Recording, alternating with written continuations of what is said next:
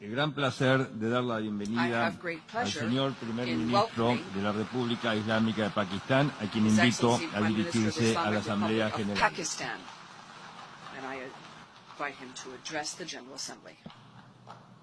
Bismillah ar-Rahman ar-Rahim. Iyyaka na'budu wa iyyaka nasta'in. Mr. President, Honorable Secretary General, Excellencies, ladies and gentlemen, I feel honored today to represent my country at this Forum of World Leaders, where we have a chance to discuss problems that the world is facing. I want to talk about a lot of problems, but just 4 today. And I especially came to this forum despite a difficult time in my country, facing challenges. I would not have come, but because I feel that there are some very urgent problems which the world must address. So first of all, I start with climate change. So many leaders have talked about climate change. But Mr. President, I feel that there is a lack of seriousness. Perhaps world leaders do not, some of the leaders who can do a lot, do not realize the urgency of the situation. We have a lot of ideas, but as someone said, ideas without funding is mere hallucination. Pakistan, I'll give you start with my own country. Our country is amongst the top 10 nations in the world which are most affected by climate change. We depend upon our rivers. We are mainly an agricultural country. And 80% of the water in our rivers comes from our glaciers. The glaciers not just on the Pakistani side, even India. The river, the 80% of the water in Ganges and the Indian rivers also comes from the glaciers, from the Himalayan glaciers, Karakoram, Hindu Kush. And these glaciers are melting at quite a rapid pace. We detected already 5,000 glacial lakes in our mountains. And if this keeps going, if nothing is done, we are scared that humans are facing a huge catastrophe. In my country, when my party came to power in the province of KP, we planted 1 billion trees in 5 years. Now we've set ourselves a target of 10 billion trees in Pakistan. Idea being to counter the effects of global warming. But one country cannot do anything. This has to be a combined effort of the world. My optimism comes from the fact that humans, the Almighty has endowed humans with great powers. We can do anything, provided our survival instinct is stirred up. And this is really what I hope that the United Nations will take a lead in this. There must be more emphasis. Richer countries must be pushed. Countries that are responsible for, mainly are responsible for greenhouse gas emissions. They must be pushed because our country contributes minuscule amount to greenhouse gases. So I feel that the United Nations must take leadership in this.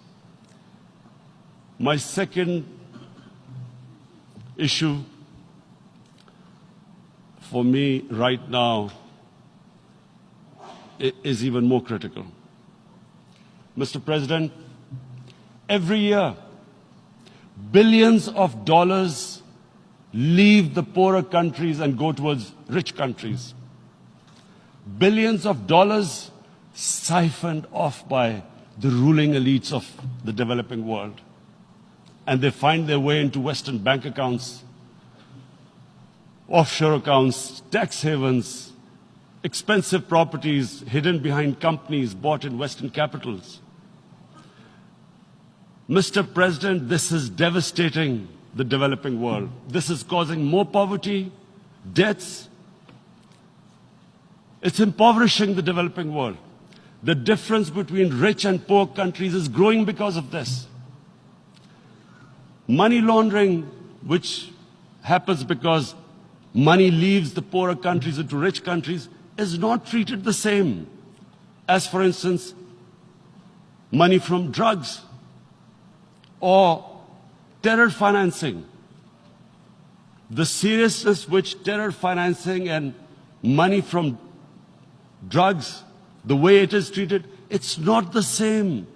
The way the poor countries are being plundered by their elites. It's not happening. In my country, when I took charge of our government a year back, in the 10 years preceding that, our total debt went up 4 times. The debt we had accumulated in 60 years, just in 10 years, it went up 4 times. As a result, the total revenue we collected in 1 year, half of it went into debt servicing. How are we going to spend money on our human beings, 220 million people, when half the money is going into debt servicing? Because our country was plundered by the elites, the ruling elite. And easily they could get the money out. And when, Mr. President, we located properties in Western capitals bought by this money through corruption and money laundering, located the properties of these corrupt leaders, we find it so difficult to retrieve it. That money, if we retrieved that money, we could spend on our human beings. But it's so difficult. The laws protecting these criminals. We do not have the sort of money to have expensive lawyers and spend millions and millions of dollars. We need help from the rich countries. And, Mr. President, it's critical. The rich countries must show political will. They cannot allow this to happen. How can the poor countries spend money on human development, which the United Nations asks, SDG? How are we going to do it when this money can easily leave our countries? So, unless the rich countries intend to build walls to stop economic refugees coming as we see right now, they must take action. They must take action now. It must be a deterrent. Corrupt ruling elites should not be able to take money out easily and park it into foreign bank accounts and into these properties abroad. And I never understand why. Why do we have these tax havens? Why is this allowed? Why shouldn't rich people pay taxes?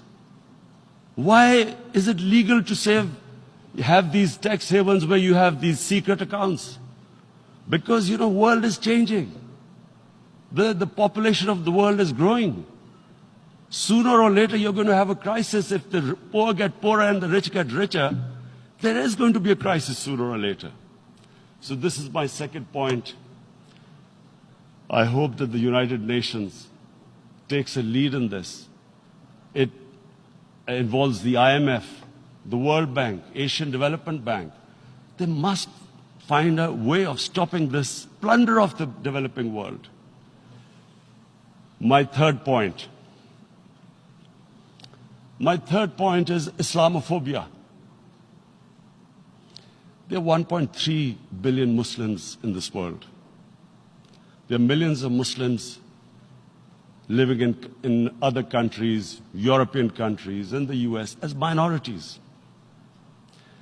Islamophobia, since 9/11, has grown at a pace where it is alarming.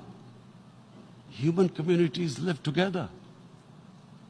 There should be understanding amongst them. But Islamophobia is creating a division. Muslim women wearing hijab, it's become an issue. It's become an issue in some countries. Hijab is some sort of a weapon. A woman can take off her clothes in countries, but she can't put on more clothes. How is this happening? Because of Islamophobia. And how did this Islamophobia start? After 9/11. And why did it start? Because certain Western leaders equated terrorism with Islam. Islamic terrorism. Radical Islam. What is radical Islam? There is only one Islam. And that is the Islam we follow of Prophet Muhammad sallallahu alaihi wasallam. There is no other Islam. Radical Islam, Islamic terrorism, what message did they send to people in the West? And why is there Islamophobia? How is a person in New York, in the Midwest, in the US, in European capital, how is he going to distinguish between who is a moderate Muslim and who's a radical Muslim? Because terrorism has nothing to do with any religion. This Islamic terrorism, Islamic radicalism, and sadly used by leaders, this has been the main reason for this Islamophobia. And it has caused pain amongst Muslims. We in Muslim countries watch this Islamophobia traveling abroad, and it's getting worse. And may I just say, Mr. President, that in European countries, it is marginalizing Muslim communities. And we all know that marginalization leads to radicalization. Some of the people who ended up as militants in Syria and other places were from marginalized Muslim communities. And my point here is that we must address this issue. I'm sad to say that we Muslim leaders have not addressed this issue either. After 9/11, when this thing came about war against radical Islam, rather than Muslim leaders trying to explain to the West that there is no such thing as radical Islam, in all human communities, they are radicals. They're liberals and rest are moderate. All human communities, Christians, Jews, everyone has it. But Islam is not radical, neither Judaism, neither Christianity, neither Hinduism. No religion preaches radicalism. The basis of all religion is compassion and justice, which differentiates us from the animal kingdom. But unfortunately, the Muslim leadership was so scared of being called radical Islam that all of them became moderates. In Pakistan, we were in the eye of the storm, and our government coined a phrase called enlightened moderation. No one knows what it meant. But everyone started putting on Western suits that they were moderates, started speaking. Even those who didn't know English would speak English because they were moderates. No one had a clue what it was. Because we, in the Muslim world, did not explain to the West that there is no such thing as radical Islam. One of the reasons why, after 9/11, Islam was supposed to be equated with terrorism was suicide attacks. Because the 9/11 bombers did a suicide attack, all sorts of theories came up that the Muslims are involved in suicide attacks because they will get virgin in heavens. Some came up with, what about women, suicide attackers? So this bizarre thing happened. No one explained. Suicide attacks and Islam were equated. No one did research that before 9/11, the majority of suicide attacks in the world were by Tamil Tigers, who were Hindus. No one blamed Hinduism, and quite rightly. What has Hinduism got to do with what desperate people were doing in Sri Lanka? We all know about, we've seen films about Japanese kamikaze pilots at the end of the Second World War doing suicide attacks. No one blamed the religion. But here we were trying to prove we were going to the West. But the most important thing I wanted to say here today, in explaining this Islamophobia, Mr. President, and I feel it's very important because I've spent a lot of time there, so I know how the Western mind works and how West views religion. So where the misunderstanding about Islam came. And one of the reasons it caused Islamophobia. That was, in 1989, this book was published, maligning, insulting, ridiculing our Prophet Muhammad sallallahu alaihi wasallam. And there was a reaction in the Muslim world. The West couldn't understand what was the problem. Because in the West, because I have spent so much time in the West, religion is perceived completely differently. They don't look upon religion like we do. And so, Islam was supposed to be an intolerant religion. It was against freedom of expression. And Islam took a real beating 30 years ago. I still remember it became a watershed. And Prophet, peace be upon him, there would be a reaction by the Muslims.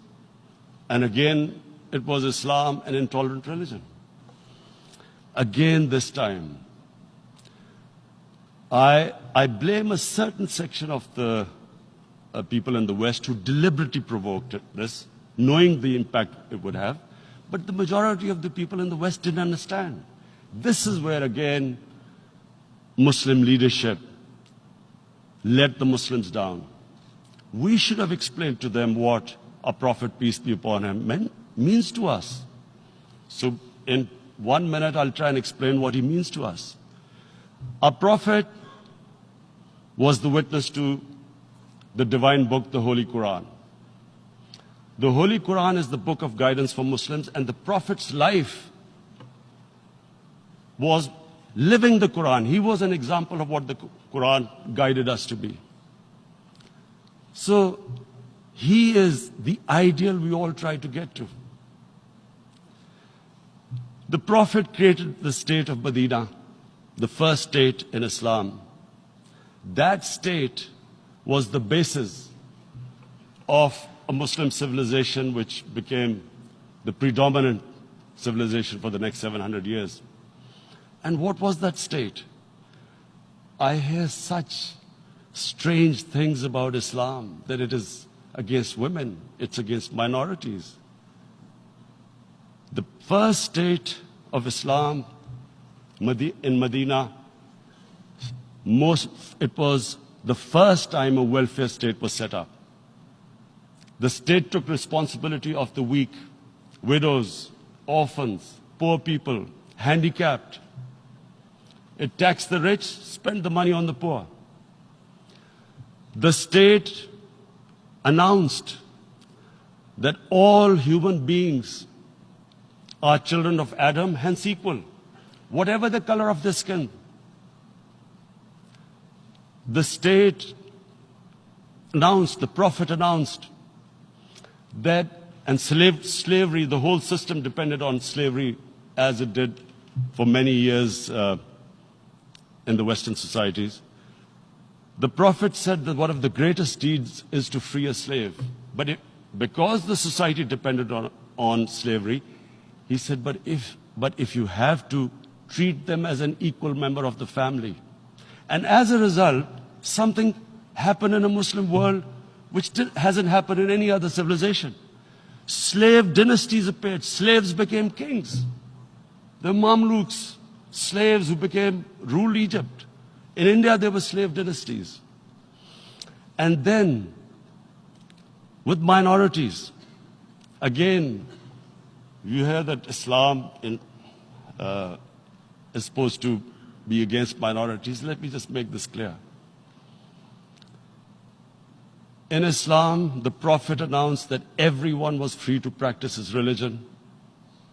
It was a sacred duty to protect the places of worship of all religions. He announced that every person is equal in front of law, whatever his religion or his color. And this incredible case, and I always quote this, that the fourth Khalifa, the head of state of Medina, he lost a court case against a Jewish citizen. So, number one, it showed there was a rule of law, no one was above law. And number two, that a Jewish citizen was an equal citizen. So, Mr. President, when a Muslim society is unjust to its minorities, it is going against the religion of Islam and our Prophet, peace be upon him. So, it is important to understand this. The Prophet lives in our hearts. When he's ridiculed, when he's insulted, it hurts. As we human beings understand one thing, the pain of the heart is far, far, far more hurtful than physical pain. And that's why the Muslims react. And I always thought that if I ever had this stage, I would try and explain this to the world community, especially to the Western community, because having lived in the Western community, people didn't understand this. When I first went as a teenager to England, there was a comedy film on Jesus Christ. It's unthinkable in Muslim societies. So we need to explain that, look, in a human community, we must be sensitive to what causes pain to other human beings. We have, in the Western society, and quite rightly, the Holocaust is treated with sensitivity because it gives the Jewish community pain. That's all we ask. That do not use freedom of speech to cause us pain by insulting our Holy Prophet. That's all we want. And now, the number fourth point, Mr. President, and this is the most critical point, is the reason why I especially came here. It is about what is happening in Kashmir. Before I go on this, I want to make one thing clear, that when we came to power, my first priority was that Pakistan would be a country which will try its best to bring peace. We had been through this war on terror. We joined the United States war on terror after 2001. And Pakistan went through one of its worst periods where 70,000 Pakistanis died and over 150 billion was lost to our economy. And Mr. President, I opposed the war because in the 80s, Pakistan had joined the Western countries in what was the freedom struggle then in Afghanistan against the Soviets. And it was funded by the Western countries. These Mujahideen groups, which were treated in guerrilla warfare, were trained by Pakistan Army, funded by the Western countries, and especially US, and they waged what was a freedom struggle in Afghanistan. The Soviets called them terrorists. We called them freedom fighters. 1989, the Soviets retreated. The Americans packed up and left. Pakistan was left with these groups. Come 9/11, Pakistan joined the United States in this war on terror. And now our government was supposed to, the reason why I opposed joining this war, because here we had indoctrinated them in jihad, meaning freedom struggle against foreign occupation. Now, because we had joined the US, and the US had occupied Afghanistan, now we were supposed to tell them that, no, this is not freedom struggle and jihad, it's terrorism. So that's why I tried to tell then government that, stay neutral, because you will have leverage over them. You will be able to control them. But if you join them, you become collaborators and they will attack you, which is what happened. They turned against us. We went through a nightmare. 70,000 people killed in a war we had nothing to do with. No Pakistani was involved in 9/11. Taliban were in Afghanistan. Al-Qaeda was in Afghanistan. What had we to do with it? 70,000 Pakistanis died. So when we came to power, we decided that we would dismantle what was left of these groups. And this decision was taken not just by us, but by all the political parties in Pakistan. Unfortunately, they didn't implement it. So we came to power, we decided to implement it, and we dismantled whatever was left of the groups. And I know that India keeps accusing us that there are these groups there. I would like the United Nations to send observers, see for themselves what we've done. No Pakistani government would have dared to do this because it would have created strife. But we decided that there would be no militant organizations in Pakistan. So I need to give you this background and to what I'm going to say later on. And secondly, we started mending fences. I invited the Afghan president. We developed a relationship with Afghanistan. We had problems with Iran. We mended fences there. And then India. Now let me just give you a little background about my relationship with India. Because of cricket, and cricket being it's a passion in the subcontinent, I had great following in India. I have friends in India, and I loved going to India. So immediately, when my party came to power, the first thing we did was to immediately reach out to India.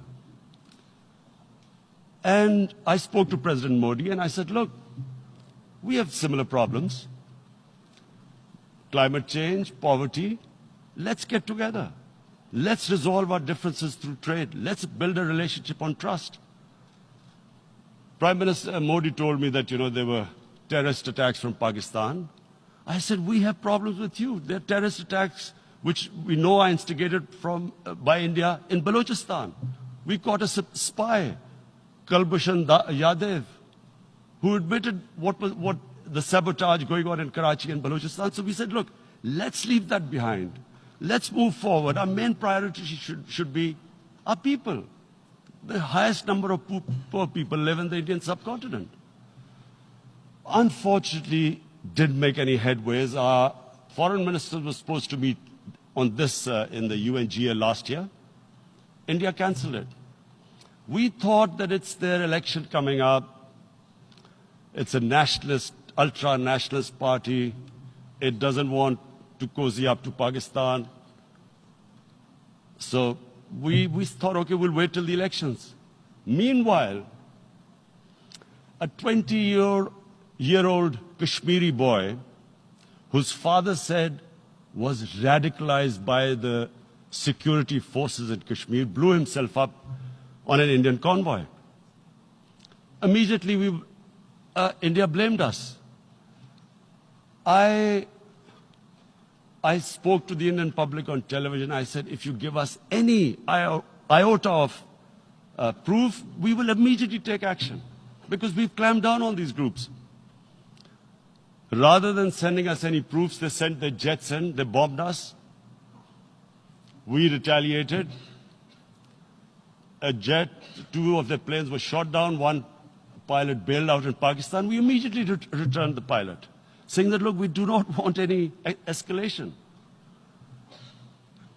Rather than taking that as a peace gesture, the entire campaign, almost the entire campaign of Mr. Modi in the election was how he had taught Pakistan a lesson that jets had killed 350 terrorists.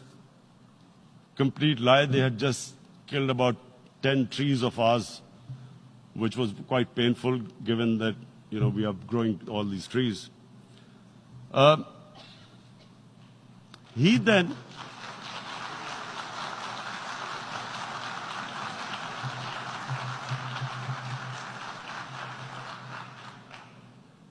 the election campaign, Mr. Modi used words like, this is just a trailer, the movie is about to start.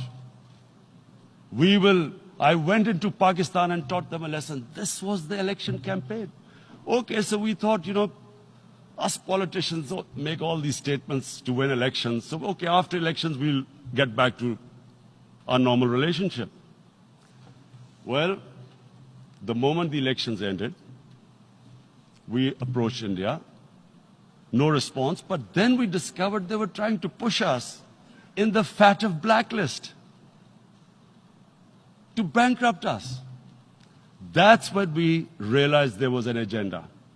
And that agenda became obvious on the 5th August when India went against 11 United Nations Security Council resolutions which say that Kashmir is a disputed territory and the people of Kashmir have the right of self-determination. They went against that. They went against Simla Accord, which is about bilateral, sorting out our differences through bilateral means, went against that. They actually went against the Indian Constitution. Illegally, they revoked Article 370, which gave Kashmir the special status. They got an extra 180,000 troops there. Total number of security forces in Kashmir now are 900,000. And they put 8 million people of Kashmir under curfew.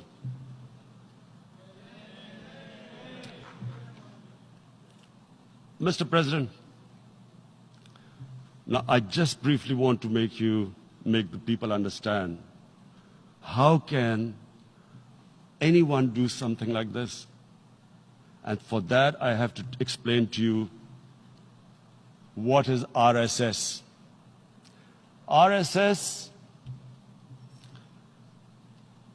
Mr. Narendra Modi is a life member of RSS. RSS was an organization that was inspired by Adolf Hitler and Mussolini, came about in 1925. They believed in racial purity, racial superiority. They also believed they were an Aryan race like the Nazi believed they were an Aryan race. All that I'm saying can be verified. This is the time of information revolution. You can Google all this, what I'm saying. But it is very important for me to explain this to you so you know what is happening in India. This RSS believed in the ethnic cleansing of Muslims from India. At one point, there was racial superiority of the Hindu race. Secondly, it was hatred for the Muslims and for the Christians, because they believed that this golden age of Hindu civilization was stopped because of Muslim rule centuries back, and than the British rule of India. So it was racial superiority and hatred for Muslims and Christians. This is openly stated. You look at the founding fathers of RSS, Golwalkar and Savarkar. Just Google them and you'll find out. And this ideology of hate is what murdered the great Mahatma Gandhi in 1948. It was this ideology of hate that made Narendra Modi in 2002 do a pogrom against Muslims in Gujarat when he was the chief minister. He allowed 3 days for these RSS goons who were inspired by the Hitler brown shirts. They actually wear brown shirts. This RSS, the Congress Home Minister gave a statement that in RSS camps, terrorists are being trained. And these terrorists butchered 2,000 Muslims and 150,000 Muslims were made homeless. Narendra Modi could not travel to the US because of that. And I need to make you understand this background before I explain to you that what sort of a mindset would lay siege to 8 million people with 900,000 troops. Women, children, sick people, locked in as animals. In fact, of what I know of England, if 8 million animals were locked in, the RSPCA would have made a lot of noise about it. These are human beings.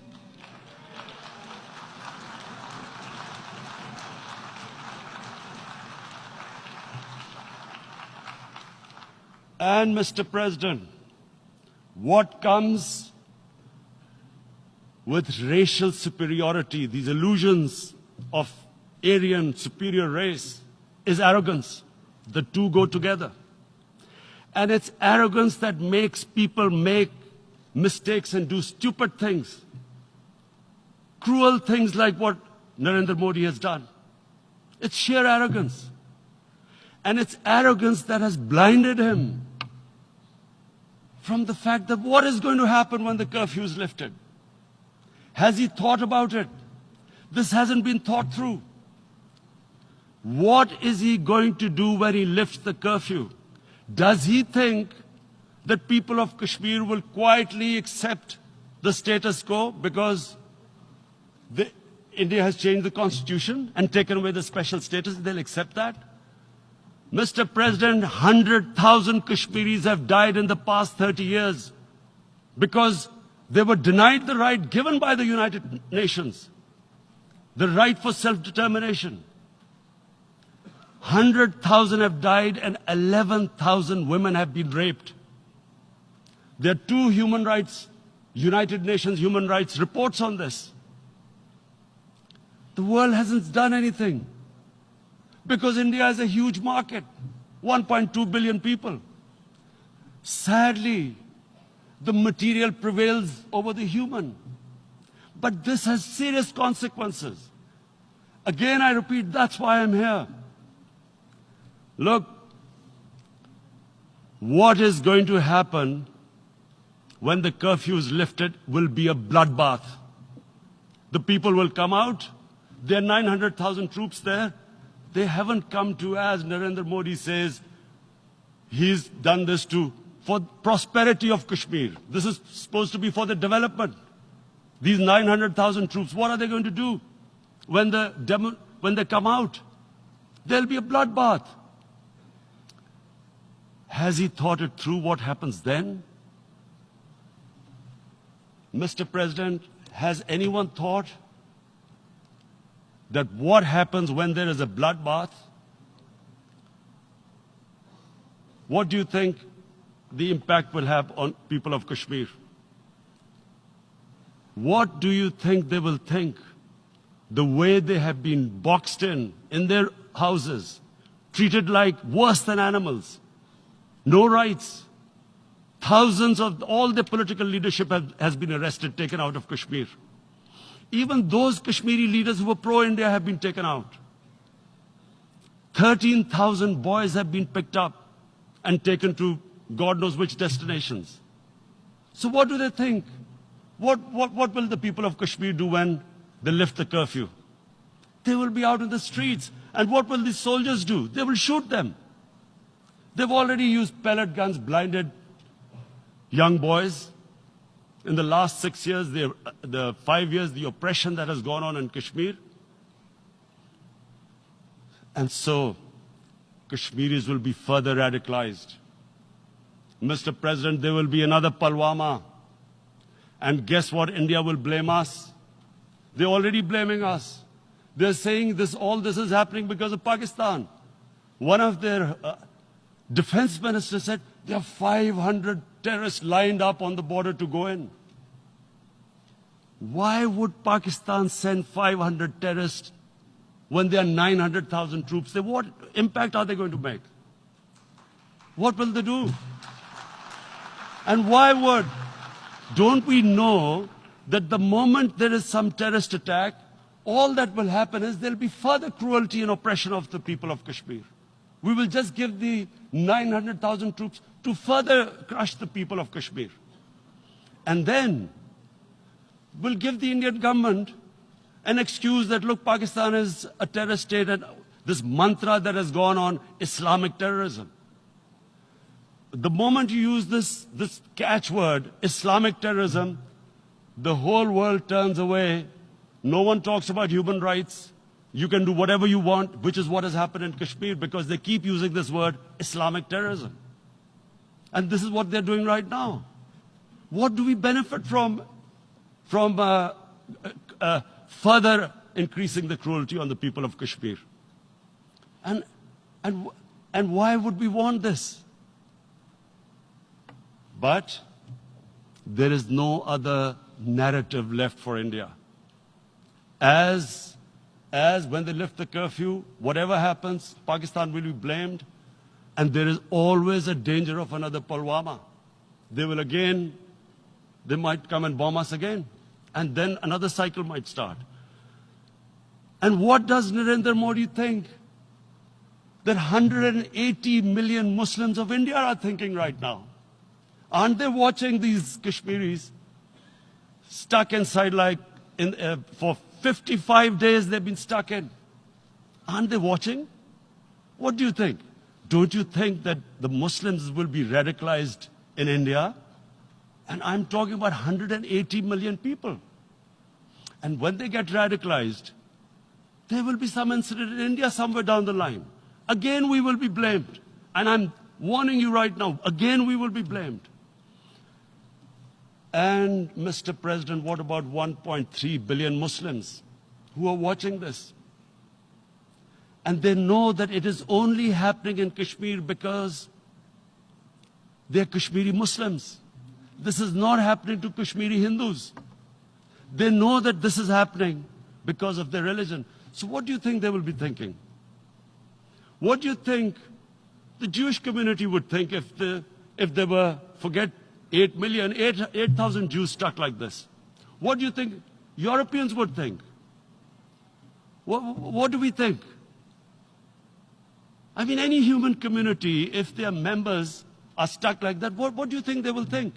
Are we a children of a lesser God? Is it not going to cause us pain? And then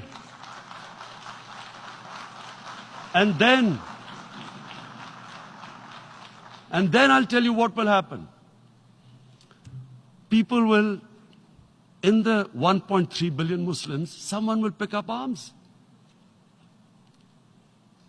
I know we've been brought up with films, Western films. This good, decent guy doesn't get justice. He decides to pick up a gun and start seeking justice. There was a film made in New York, famous film called Death Wish. This guy gets mugged by and his family, his wife gets killed or something. He can't get justice. He picks up a gun and he goes around shooting muggers. And the whole cinema cheers him on. So what do you think the Muslims are thinking right now?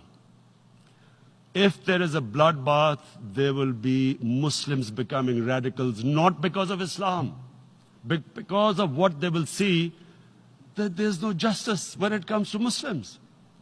There were Rohingya Muslims, Myanmar, who are, God knows, almost 1 million people out, ethnic cleansing. What was the response of the world community? So what do you think will be the response of 1.3 billion Muslims?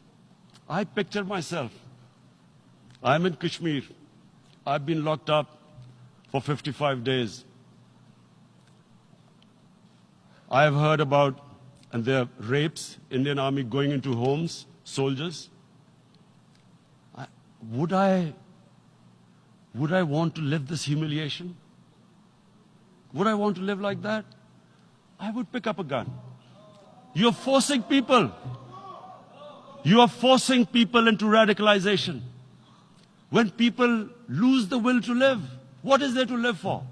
And this is what, if you can do this to human beings, you are actually radicalizing people. And so, Mr. President, I want to repeat here, this is one of the most critical times. There will be a reaction to this. Pakistan will be blamed. 2 nuclear-armed countries will come face to face like we came in February. And before we head in that direction, the United Nations has a responsibility. This is why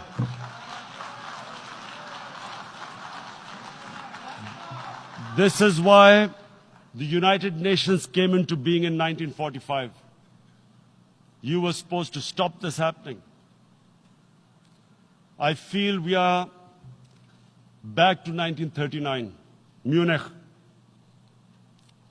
Czechoslovakia has been taken, annexed.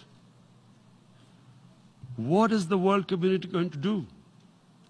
Is it going to appease a market of 1.2 billion, or is it going to stand up for justice and humanity?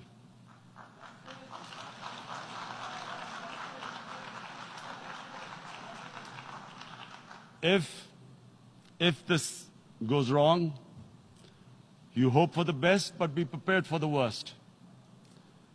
If a conventional war starts between the 2 countries,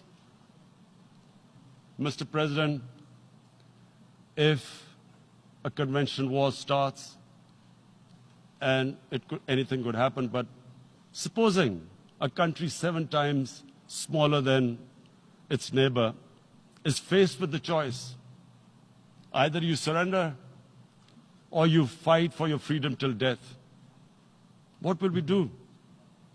I ask myself this question.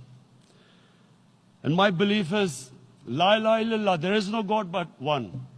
And we will fight. And when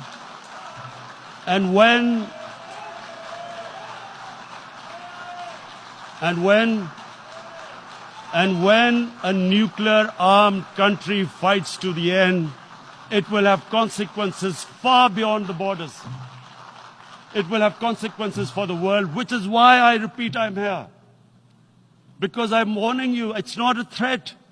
It's a fair worry that where are we headed? And I've come here to tell the UN, you've got to, this is a test for the United Nations. You are the one who guaranteed the people of Kashmir the right of self-determination. They are suffering because of that. And this is the time. This is the time not to appease like in 1939 appeasement took place. This is the time to take action. And number 1 action must be that India must lift this inhuman curfew, which has lasted for 55 days. It must free all political prisoners, and especially those 13,000 boys that have been picked up. Parents don't know where they've disappeared. And then the world community must give the people of Kashmir the right of self-determination. Thank you. En nombre de la Asamblea General agradezco al señor primer ministro de la República Islámica de Pakistán la declaración que acaba de formular y pido protocolo que acompañe a su excelencia. La Asamblea escuchará un discurso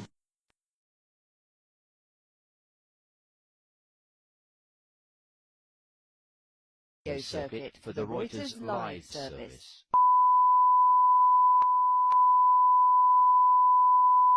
This is the primary audio circuit